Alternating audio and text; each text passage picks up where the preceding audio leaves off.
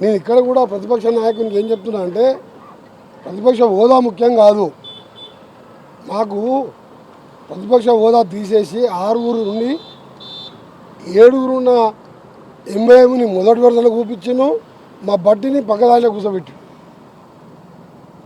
మా ప్రతిపక్ష హోదా వచ్చింది. 19 మంది గెలిస్తే 119 వచ్చింది. ఇక్కడ కూడా ప్రతిపక్ష నాయకులు 11 మంది ఉన్నా అసెంబ్లీలో వచ్చి కొట్లాడినప్పుడే ప్రజల సమస్యలు ముఖ్యమంత్రికి ఎంత బాధ్యత ఉంటుందో ప్రతిపక్ష నాయకునికి అంతే బాధ్యత. మేము పార్లమెంట్లో 100 క్వశ్చన్లు వేసిన హైదరాబాద్ విజయవాడ రోడ్ అని, అదని ఇదని, టెక్స్టైల్ ఇండస్ట్రీ అని. ఆడ మా గవర్నమెంట్ లేదు కదా.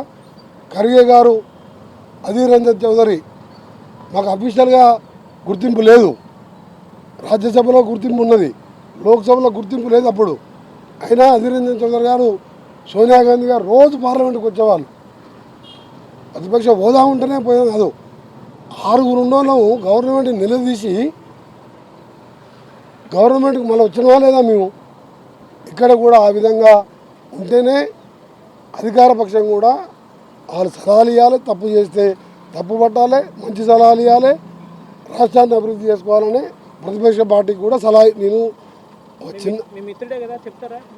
నేను పేపర్ ముఖంగానే సలహా ఇస్తున్నా కదా. ఎగ్జాంపుల్ తెలంగాణ అసెంబ్లీ చెప్పిన, పార్లమెంట్లో అధీర్ రంజన్ చౌదరి పైన నేను ఎంపీగా ఉన్నా, వాళ్ళ ఎంపీలు 20 మంది ఉన్నారు, మాకు హోదా లేదు.